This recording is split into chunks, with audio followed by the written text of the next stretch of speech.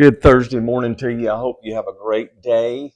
We're going to be back in First John chapter 2 today. We took a day off on Wednesday to sort of just share some reflections from my prayer time in Isaiah. So I want to get back to First John chapter 2. We will look at verses 15, 16, and 17. Actually, probably just verse 15 and part 16 maybe. But what we're doing this week is asking the question, why should we love the world? Why shouldn't we love the world? I mean, when you look around, there's 8 billion people, and I don't know the hearts of everyone, but I know there are many, many people who are loving the world, who are enamored with it, who are focused on it, who give little thought to what comes next. And so think about that. What comes next? Once you've reached the top of your career, once you've accumulated all your goals, once your bucket list is full and you are about to face your maker, what comes next? What will come next? So those are some good questions to consider. So 1 John chapter 2, verse 15, we looked at this. Do not love the world nor the things in the world. That's sort of a command. That's sort of what you shouldn't do. There should be, you shouldn't do this. And someone will say, why? A materialist will say, this is all there is, and we should get all we can while we have breath in our body. And this is a really foolish way to look at life because there's so much more to living than what you can get. There's so much more to life than what you can see. There is a whole eternity of life with God. And so John has given them this command, don't get in love with this world system. Don't love the things of this world. And the first reason why is if it says if anyone loves the world, notice the word if anyone. This applies to preachers, deacons, Sunday school teachers.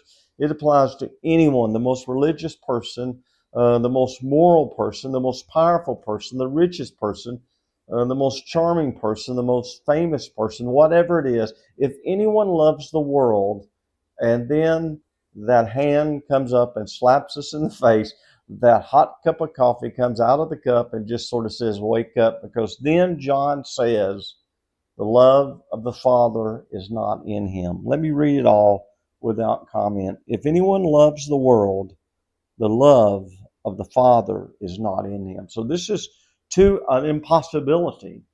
This is something that's just not in there. But we have to ask ourselves, what does John mean by love? What is this love?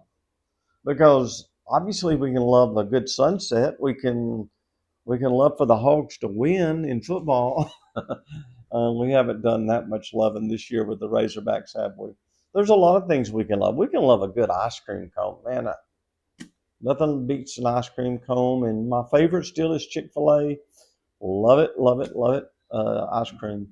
But the love he's talking about here is to be enamored with, to be obsessed with, to be all in, to think of nothing else, to say, this is it.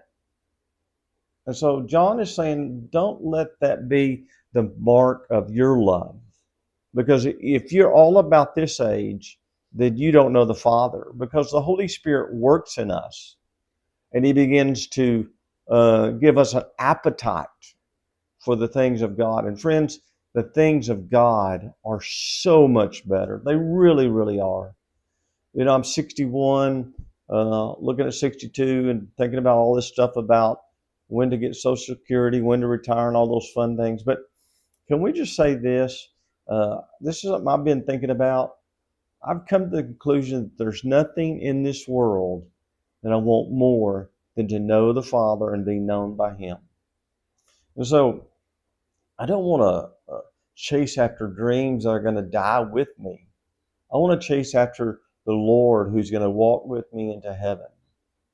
And so one reason you shouldn't love the world or the things in it is because if you do, the Father's love is not in you. And then in verse 16, he he gives us the word. It starts with for all that is in the world. Again, notice the word all. Everything in the world, everything, we're talking about what you see, what you smell, what you touch, everything in this world, under this world system, all that you see, it's come about because of three things: the lust of the flesh, what your flesh desires. And then he says the lust of the eyes, what you see. We're very visual in our world today, aren't we? We make decisions based on what we see. We run our lives based upon what we see. So John is saying all that's in the world, the lust of the flesh, the lust of the eyes, and the boastful pride of life is not from the Father, but it's from the world.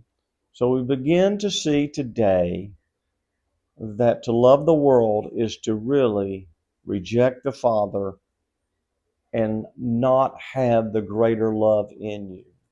Hope you have a great day, and we'll see you on Friday.